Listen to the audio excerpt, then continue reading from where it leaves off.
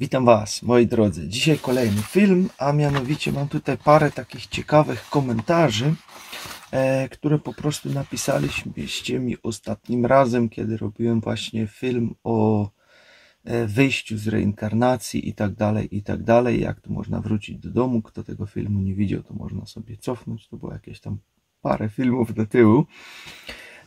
A mianowicie wpadło tutaj troszeczkę takich dosyć ciekawych komentarzy, do których chciałem się troszeczkę odnieść i no po prostu powstanie z tego film. A mianowicie tak. Cześć szamanie, mam pytanie odnośnie duszy też.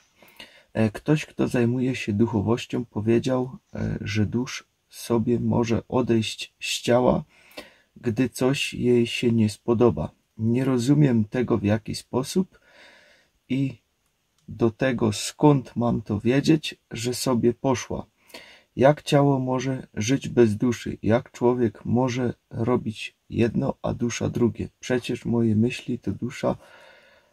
Jak jest tak. Kurczę pieczone, mózg mnie boli. To jest po prostu rzeczą praktycznie, że niemożliwą, że po prostu dusza by sobie wzięła i by sobie poszła gdzieś z ciała i po prostu można by żyć bez duszy. Chociaż kiedyś, pamiętacie pewnie, było takie stwierdzenie, że mówiło się, ty jesteś bezduszny, bezduszna istota i tak dalej, i tak dalej. Coś takiego się zdarzało, że coś takiego jest, ale ogólnie twoja dusza nie może sobie tak po prostu wyjść i pójść i ciebie zostawić, ponieważ no to po prostu są raczej niemożliwe całkowicie do wykonania.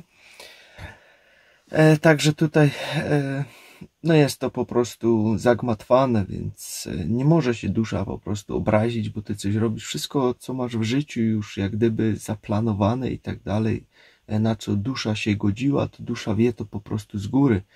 Więc dusza nie może powiedzieć, a dobra, teraz mi się to nie podoba, bo sama sobie po prostu to wybrała, więc nie ma takiego czegoś, że ona sobie sama stąd wyjdzie i sobie gdzieś pójdzie i tak dalej. Temat mega ważny. Zastanawiam się, jak giniemy lub w jaki inny nieświadomy sposób tracimy życie, czy taka dusza jest w zawieszeniu i nie może powrócić do domu, ponieważ nie wie o tym, że umarła. Co wtedy, jak myślisz? Tak, są takie przypadki, kiedy po prostu jesteśmy bardzo znienacka wyrywani z życia, po prostu coś się dzieje, coś, gdzie całkowicie człowiek nie był na to przygotowany.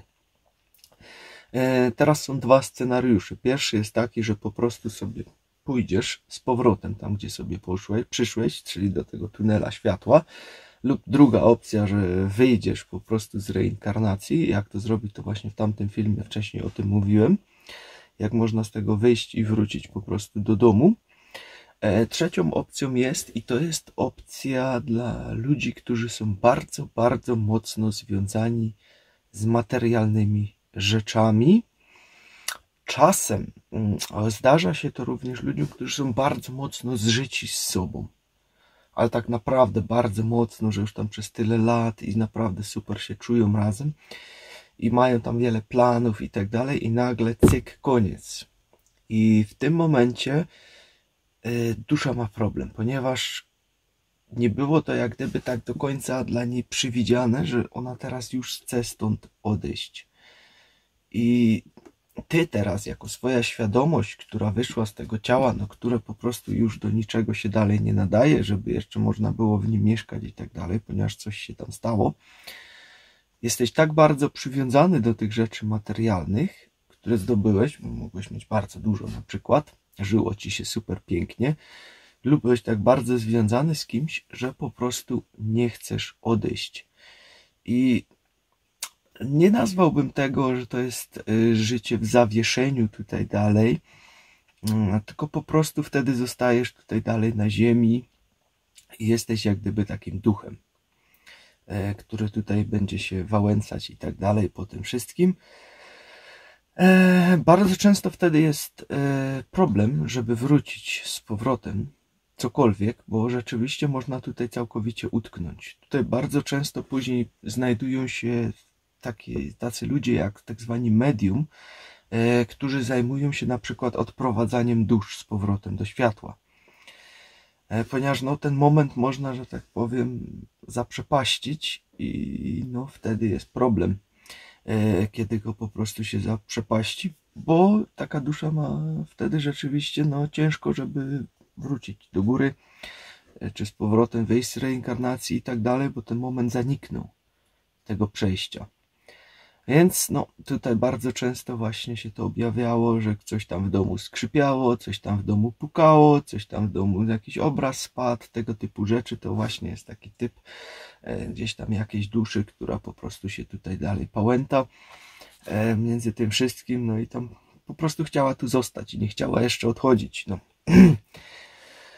Dobrze. Kolejny. Dzieci pamiętają poprzednie wcielenia. Szkoda, że pod wpływem zmian fizjologicznych w mózgach i w psychice związanych z dorastaniem zapominają o tym procesie. Jednak spora część zachowuje pamięć. Może też mógłbyś coś ciekawego w tej dziedzinie powiedzieć. Dla ciekawostki dodam, że Stevenson odkrył, iż ludzie zmarli pod wpływem zadanych tam różnych bodźców rodzą się w kolejnym ciele znamionami zadanych okaleczeń. Tak, moi drodzy, to tutaj jest coś takiego jak najbardziej. Dzieci często pamiętają swoje właśnie poprzednie wcielenia, jednak bardzo często później w dorosłym wieku nie pamiętają sami nic z tego już. I jak wiecie sami, nie? Po prostu mało kto z nas jest w stanie sobie przypomnieć, co robił, jak miał roczek, jak miał 2 lata, jak miał 3 lata. To praktycznie jest niemożliwe, żeby sobie to przypomnieć. A jak już, to są tam jakieś takie małe zakrawki i są to bodźce bardzo silne, czyli jakieś pozytywne lub coś negatywnego, gdy coś się wtedy stało, to wtedy takie rzeczy możemy zapamiętać, ale nie zapamiętamy całej reszty. No przecież nikt z was nie pamięta, że rodzice mu zmieniali pieluchy i tak dalej, bo to jest praktycznie bardzo, bardzo rzadkie. I to jest właśnie ciekawe tutaj to przejście tego całego, ponieważ no tutaj jeszcze pamiętamy, już w tym życiu pamiętamy do któregoś tam roku, a nagle od tego roku pamiętamy całe nasze życie, ale nie pamiętamy już poprzedniego życia. Także no, to tak jak gdyby jest takie przejście z jednego do drugiego. To jest bardzo ciekawe, bo na świecie jest wiele takich przypadków i tak dalej, że no coś takiego ma. Co do znamion, jeżeli rzeczywiście w poprzednim życiu coś się stało, że cię wykluczyło z życia, to można mieć znamiona tutaj. Jak najbardziej można się z takimi znamionami urodzić. I ja mam centralnie 3 takie znamiona z tyłu, z którymi się praktycznie urodziłem się z nimi. I właśnie w moim poprzednim życiu złapałem sobie 3 kulki w to miejsce. Tak, dokładnie tam. A jak wiemy, no one są gdzieś na tej wysokości. Tylko tutaj kamera wam będzie obracać, wy to będziecie widzieli, jakby to było chyba z prawej strony, bo mam przednią kamerę włączoną, a to jest z lewej strony, czyli przy sercu. Także no, był wałek w tym momencie. No cóż, zdarza się. No, także no, takie nieciekawe odejście było, no ale co na to, nic na to nie poradzimy. Tu jest jeszcze taka ciekawa historia właśnie, którą też opowiedział Clemens Kubi.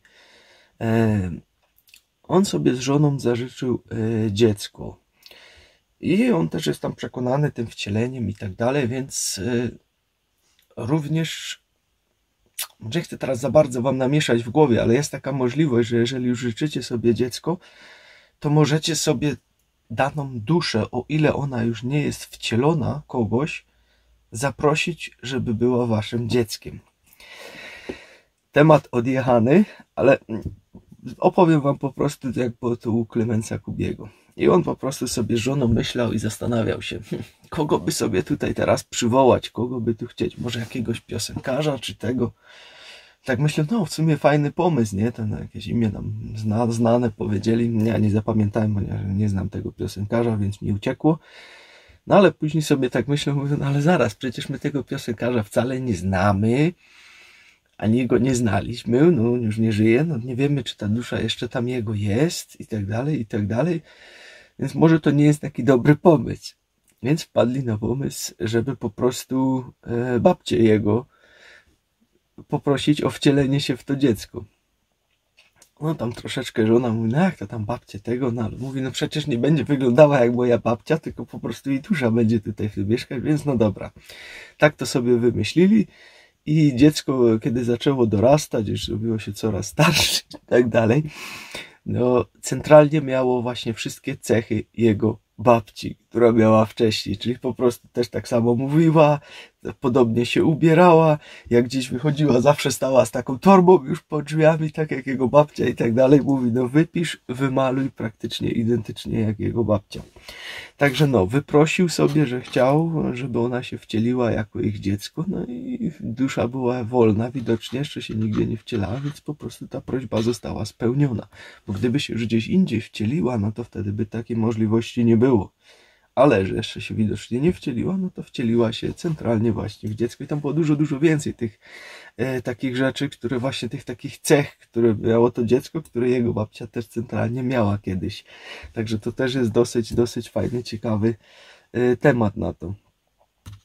Jak sprawdzić, skąd się pochodzi? Jakieś ćwiczenia, by sprawdzić, z jakiej planety się pochodzi. To jest ciężkie pytanie naprawdę, ponieważ tych planet jest to raczej jest rzeczą niemożliwą, żeby to wszystko można było ogarnąć. Tego jest naprawdę sporo. Tego jest naprawdę sporo. Ale sam widzisz po swoich cechach, czy twoje cechy są dobre, chcesz pomagać ludzkości i tak dalej, no to wtedy masz już takie szanse, że tam gdzieś Orion, Plejady z tych regionów i tak dalej, ponieważ tam są tacy przyjaźni. Ale to naprawdę mówię, to jest temat nie do ogarnięcia praktycznie, żeby coś takiego sprawdzić. Można mieć tutaj takie przypuszczenia, ale tak jak mówię dokładnie, to jest naprawdę bardzo ciężko to określić, bo tych planet jest multum.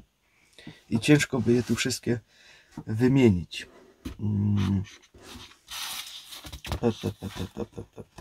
Że no głównie tak jak mówię, właśnie twoje priorytety, jakie masz w życiu i tak dalej, to są najważniejsze takie cechy, skąd możesz pochodzić.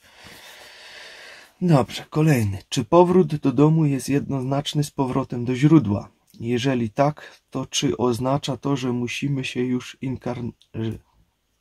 Jeżeli tak, to czy to oznacza, że nie musimy się już inkarnować? A co jeśli odchodzi osoba tak zwana grzeszna, która ma tu do przerobienia bardzo dużo? Czy taka osoba po wypowiedzeniu tych słów też wróci do źródła? Czy kolor, do którego zmierzamy po opuszczeniu ciała, ma znaczenie? To jest dużo pytań, jak na jeden raz. Dobra. Powrót do domu jest jednoznaczny z powrotem do źródła. To jest odniesienie właśnie do tego filmu, jak wejść z reinkarnacji. Nie, źródło to nie jest powrót do domu. Powrót do domu to jest skąd pochodzisz i tak dalej, a źródło to jest tam, gdzie powstały wszystkie dusze i tak dalej. Więc to jest całkiem inny temat. Osoba grzeszna, jeżeli odchodzi i ma bardzo dużo do przerobienia tutaj. No właśnie, i tu jest właśnie bardzo fajne, ciekawe pytanie, ponieważ w całym wszechświecie, nie tylko i wyłącznie u nas, znamy coś takiego jak pojęcie karma. I to tutaj ma dużo do powiedzenia, ponieważ to, że ty teraz stąd odejdziesz i na przykład wcielisz się znowu tutaj, to oznacza, że twoja karma cię dopadnie za to, co zrobiłeś. Jeżeli nie spłaciłeś już długu i na przykład nie zacząłeś robić dobrych uczynków, żeby to po prostu zniwelować, to wtedy ta karma cię po prostu dopadnie. Ale jeżeli teraz sobie stąd odejdziesz i pójdziesz sobie z powrotem na swoją planetę, z której pochodzisz i tak dalej, to wcale nie oznacza, że tam cię karma nie doścignie, jeżeli coś po prostu przeskrobałeś, ponieważ tak jak mówię, to jest prawo wszechświata, prawo uniwersalne i ono ma zastosowanie do wszystkich planet, nie tylko i wyłącznie do naszej. Także no nie przypuszczam, że po prostu tam by się to tak łatwo upiekło. Czy kolor, do którego zmierzamy po opuszczeniu ciała, ma znaczenie? Przeważnie jest to kolor jasny, taki ciepły, dobrze się kojarzający. Dobra, już widocznie za późno dzisiaj. Kolor, który nam się dobrze kojarzy, o tak miałem powiedzieć. To do tego właśnie trzeba tam mniej więcej zmierzać, no chyba, że ktoś nie chce zmierzać i chce ktoś po prostu wrócić, to musi spojrzeć, co jest za nim i wtedy. No, to już tłumaczyłem w tym filmie poprzednim. Dobra, jeszcze mamy jeden.